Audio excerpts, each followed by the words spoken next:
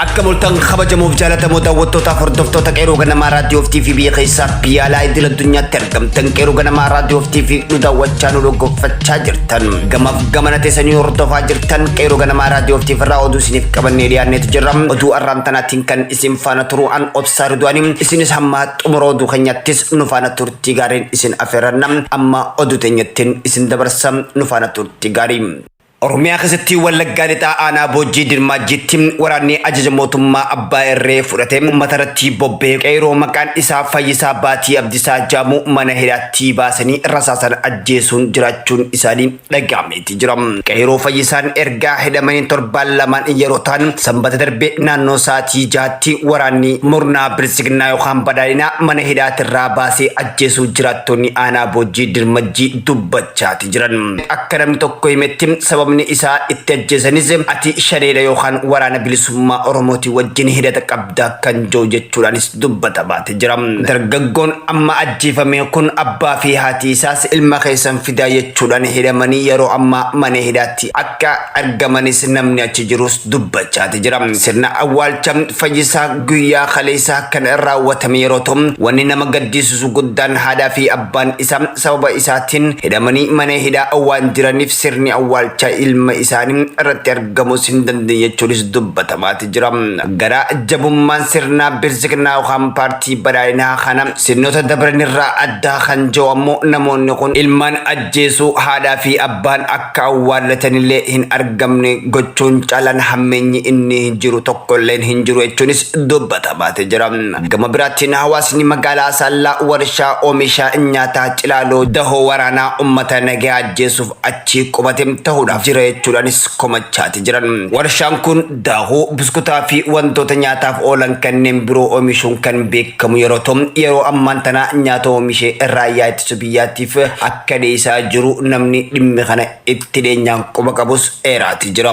Hanga warshichaa fi Abiy Ahmed walitti dhufeenya qabaachuun kan eeruudhaan namni kun sababa kanaaf warshicha dahoo waraanaa kan ta'uudhaaf nageenya hawaasaa golaa jira jechuunis dubbatamaa jira. Gama biraatiin lafti University Arsii kan bal'inni isaa iskuweerii kiiloomeetirii 800 olitti tilmaamamu dalleenni isaa diigamuudhaan warshichaaf kan kenname ta'uu odeeffannoon garasii nu dhaqqabes dabalee mirkaneesseeti jira. Lafa University irraa fudhatame kanaan warshichi yeroo ammaa hojii irratti jalqabuun isaa himamee akka jirus dubbatameeti jira. Warshaan kun kaayyoo dhaabbameef caalaa aangoo murnaa abbaa irree jabeessuudhaaf kan oolaa jiru ta'uudhaas jiraattonnis ibsaati jiran. Gama biraatiin kaaba Oromiyaa Walloo aanaa Arxummaa Fursii keessatti waajjira barnoota aanichaa itti yaadee baajata uummataa balleessaa fi ilmaan Oromoo Walloo akka isaan hin baranne taasisaa jiraachuu jiraattonni komii dhiyeeffatan jiraachuun isaaniitis barameeti jira. Shirrii karaa barnootaatiin nurrattis xaxamaa jiru daangaa dabree kan jaan ammoo jiraattonni aanaa Arxummaa Fursee lolli dhihee bariitee nurrattis banamaa jiru cinatti ijoolleen teenya barnoota dhabdee jirti jechuunis dubbatamaa jira. Bara kana barattoonni kutaa 8ffaa qoraman akka fakkeenyaatti kan kaasuu madde keenya odeessa kana nuuf qodeeti jira. Manni barumsaa barattoota 640 qabu keessa barattoonni 22 qofaatu qormaata ministeerii qorame jechuunis dubbateeti jira. Mana barumsaa barataa 320 qabu kan biraarratti ammoo barattoonni 7 qofaatu ministeerii qorame. Manni barumsaa barattoota 180 qaburraayis barattoonni 11 qoftiin qormaata ministeerii akka fudhatan maddi keenya kun kan eerus nuuf laateeti jira. Walloo keessatti hooggantoonni waajjira barnoota aanaa Arxummaa Fursii cufti warra ilaalchi nafxanyaatiin guutame waan taaneef Oromiyaa Walloo akka hin barannee fi shiraa xaxaa akka jiran jiraachuun daba waajjirichaa keessa hojjetamaa jiru maddi keenyas kun saaxileeti jira. Walloon karaa naannoo Affaariitiin qaamonni hidhattoonni daangaa coodhan manneen jiraattota nageenyaa hedduu irratti barbadeessuudhaan qabeenya hedduu mancee jiraachuu isaaniitis gabaasuu turuun keenyas ni yaadatama. Qaamota hidhata kanneen daangaa naannoo Affaar qaxxaamuruudhaan dhufanii fi humnoota poolisii addaa naannoo Amaaraatiin weerara gara lamaanii nurrattis banamee osoo jiru shira doofummaa nurratti waarsuu fi xaxamuun ammoo gama waajjira barnootaatiin nuttis dhalatee kan jaan jiraattota naannoo Arxummaa Forseeti jechuunis beekameeti. himeeti jira.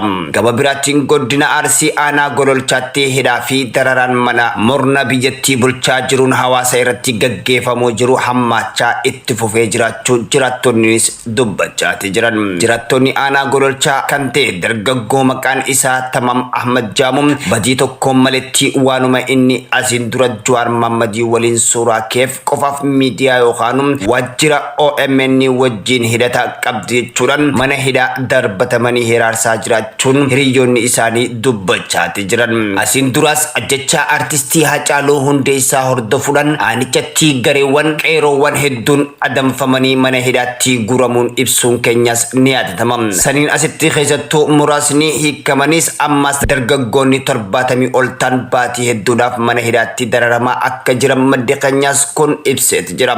Oduma wal fakkaatuun godina Arsii aanaa Dodotaa magaalaa dheeraa keessatti hidhaa fi doorsifni kaabinee aanichaatiin uummata nagaa irratti raawwatamaa jiru kan daran caalaa hammaachaa dhufaa jiru jiraattonni ibsaati jira. Mormii ajjechaa artistii Hacaaluu Hundeessaa wal qabatee namoonni 500 ol magaalaa dheeraa keessaa qabamanii kan hidhaman yeroo ta'an kanneen keessaa qeerroon jajjaboo ta'an keessaa filuudhaan karichallee magaalaa Adaamaatti geessuudhaan murtee tokko maletti dararaa jiraachuu jiraattonni magaalaa dheeraa irrattis dubbachaati jira.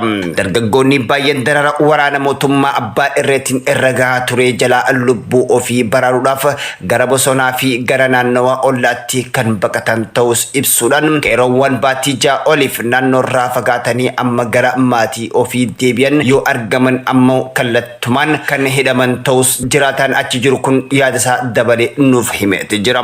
Haalli nageenya magaalattii keessa jiru haala yaaddeessaadha kan jaan ammoo jiraataan gameessii dubbifne kun kaabineen bilisiginnaa hawaasa naannichaa keessa jiran walgahii dirqisiisee baasuudhaa fi maallaqaa fi midhaan irraa guuruun jiraachuus dubbatamaati jira.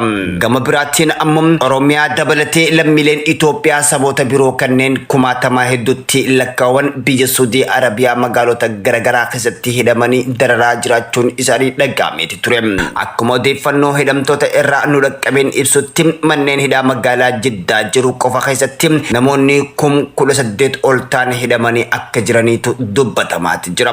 Baqattoonni kanneen manneen hidhaa keessatti dhukkuba garaagaraatiif saaxilamuudhaan miidhamaa jiraachuun eeruudhaan imbaasiin Itoophiyaa kan biyya san jirullee lammiilee kana harkisisee gara biyya saniitti akka galaniif carraaqqii godhee humaatu hin jiru jechuudhaanis komii qabanis ibsachaati jiran. Asiin duras Saudi Arabiyaa magaalota garaagaraa keessatti lammiileen Itoophiyaa hidhamanii turan keessaa kanneen rakkoo hamaaf saaxilamanillee qaama dirmatuu dhaburraa lubbuu isaanii dabartee akka jirtu gabaasuu turuun keenyas ni yaadatama. Ergasiin boodammoo muraasni gara Itoophiyaattis galanii turuun isaaniitis gabaasuun keenyas ni yaadatama. Hidhaa haaromsaa Masriin dhimma hidhaa haaromsaa irratti sanada dhiyaatee fudhachuu diduun isii dhaga'ameeti jira.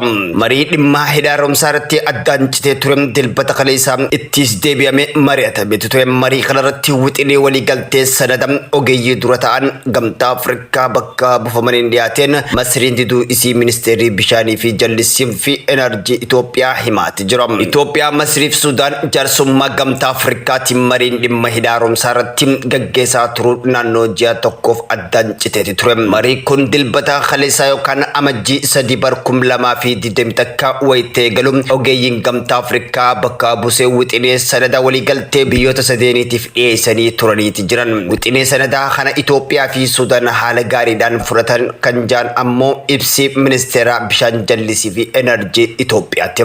Mariin deebi'ee itti fufuudhaan gaggeeffame kanaan ministeerri qindoominaa fi hariiroo idil addunyaa Afrikaa kibbaa fi durataa koree hojii raawwachiistuu gamtaa Afrikaatiin dursamaati jira. Marii kanarratti ministeerri dhimma alaa fi dhimma bishaanii biyyoota sadeenii kan hirmaatan yeroo ta'u akkaataan marii dhimma hidhaa haaromsaa itti fufuu danda'uu fi wixinee sanada ogeeyyii dhiyeessan irrattis mari'ataniiti jiran. Itoophiyaan sanada dhiyaatee kana fudhachuudhaan ta'uu kan ibsi ministeerri kun mariiwwan itti aanan gaggeeffaman keessatti yaada sanada kanaa keessatti eerame akka galteetti fayyadamuufis qophiidha jechuudhaanis dubbatamaa jira. Sudaanis yoo taate wixinee sanadaa kanarratti yaada mormii akka hin qabneef sanadichi akka waan gaariitti fudhattee marii itti aanuuf qophii ta'uu ibsite jechuudhaanis ibsi kun addeesseeti jira. Masriin garuu sanada kana gonkuma akka hin fudhanne ibsiteeti jirti. Ibsi ministeera bishaan jallisii fi enerjii Itoophiyaattis ibsa kana akka isin hin fudhatin eereeti jira.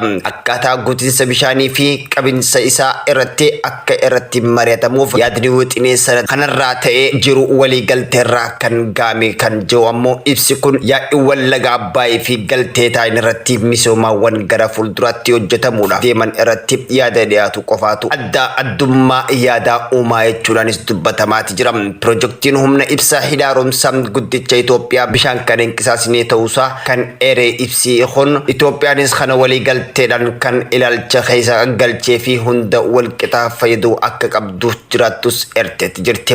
Walii galteen irra gaamus garuu mirgi itti fayyadamuu bishaan Itoophiyaa kan sarbu akkuma ta'u hin ayyamamus jechuun ibsichi eereetti jira. Ogeeyyiin biyyoota sadeeniyyuu ergaa sanada dhiyaate irratti mari'atanii booda yaada irratti walii galtee fi irrattis walii hin galle qabatanii marii ministeerota torbee itti aanu keessa gaggeeffamu irrattis ni dhiyeessu jechuunis eegamaati jira. Marii kana taajjabuudhaan kan dhiyaatu gamtaa Awurooppaa marii biyyoota sadeenii deebii itti fufuunsa ilaalchisuudhaan mariin kun haala guutinsa bishaanii fi dhimmoota kanaan wal qabatamu irratti gara walii galtee deemuudhaaf akka bu'aa qabeessa ta'amus eegamaati jira jechuudhaanis gabaasaati jira BBC'n.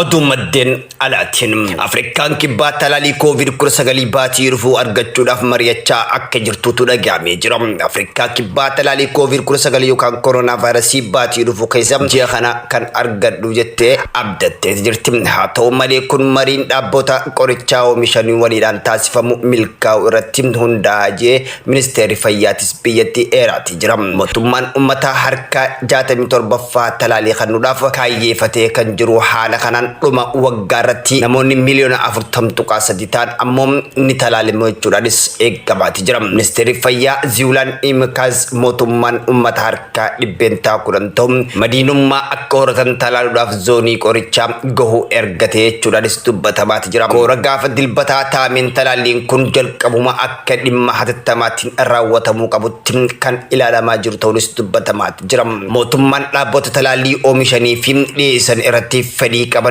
waliin mari'achuudhaan jira jechuudhaanis dubbachaati jira. Afrikaa kibbaa namoota COVID-19tiin qabamanii miliyoona 1 ol galmeessuun Afrikaarraa biyya jalqabaa taateeti jirti. Akkaakuun COVID-19 saffisaan tamsa'uun argamuu isaatis lakkoofsa namoota dhukkubsachaatiin qabamanii dabalaa jiraachuunis beekameeti jira. Yeroo ammaan tanaa biyyattii keessatti namoonni miliyoona 1,100,748 vaayirasichaan yeroo qabaman 29 fi 577 lubbuu isaanii dhabuu danda'aniiti jiran. Namoonni hanga ammaan tanaatti damdamatan 900 fi 3,679 akka damdamatan eereeti jira. Ayibbeenu. Iiraan gabbisa yuurineemii dhibbentaa 20tti guddisuudhaaf itti fufuu isii ibsiteeti jirti. Iiraan waliigaltee bara 2015 biyyoota lixa waliin irraa geessee tureen boodatti jechuunis gabbisa yuurineemii isiidhaa dhibbentaa 20tti ol guddisuudhaaf misooma addaan kuttee turte itti fufuu ibsiteeti jirti. Dubbii himaan mootummaa biyyattii Ali Roobiyaan tajaajila oduu biyya keessaa Mahri Jaamutti akka himanitti buufata lafa jalaa Fordoo Jaamuu kan naannoo Qoom Jaamuu sa'aatii muraasa dura misooma kun itti fufuu himaati jiranii jechuun gabaaseeti jira. Gabbisni yuurineemii anniisaa uumuudhaaf kan gargaaru yeroo ta'u gabbisni isaa harka hedduun yoo dabale ammoo meeshaa niwukilaraa tolchuudhaafis oola jechuunis dubbatamaati jira. Neentaas bakki magaalaa guddittii Taareen irraa fageenya kiiloomeetira 250 irratti gama kibbaatiin argamus bakka itti biyyattiin gabbisa yuurineemii isa ol aanaa itti gaggeessitus jaameti jira. Waliigaltee bara 2015tiin Iiraan yuurineemii sadarkaa gadaanaa ta'e qofa akka oomishtuuf ture jechuun dubbatamaati jira. Haa ta'u malee ji'a tokkoon dura saayintistoonni gameessee dhimma gabbisaa niwukilarii Iiraan Mohaas Faakazaaniin handaara magaalaa Tahreenitti ajjeefamuunis ni yaadatama.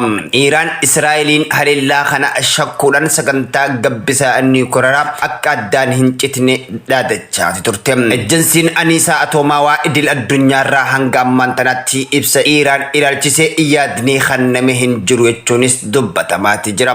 Haa ta'u malee jimmata dabre niwukilaara gabbistuun dhibbeentaa 20 ol guddisuudhaaf karoorfachuu Iraan isii beeksisuudhaan ajansichis ibsee ture. Tole kabajamoo jaalatamoo daawwattootaaf dhaggeeffattoota hordoftoota qeerroo ganamaa raadiyoo TV oduuleen teenya tana arraantana isiniif qabanne biyya keessaa biyya alaa olmaa addunyaan tana arraantana isiniif qabanne kana fakkaata hamma oduu biraatti walagaroo kan nagaa walitti dhaammannu taam oduu arraatiin kan isin faana ture an obsaa Ridwaanii isinis bakka jirtanitti olma gaarii yookaan bultii gaarii isinin jennam nagaan nuuf turam.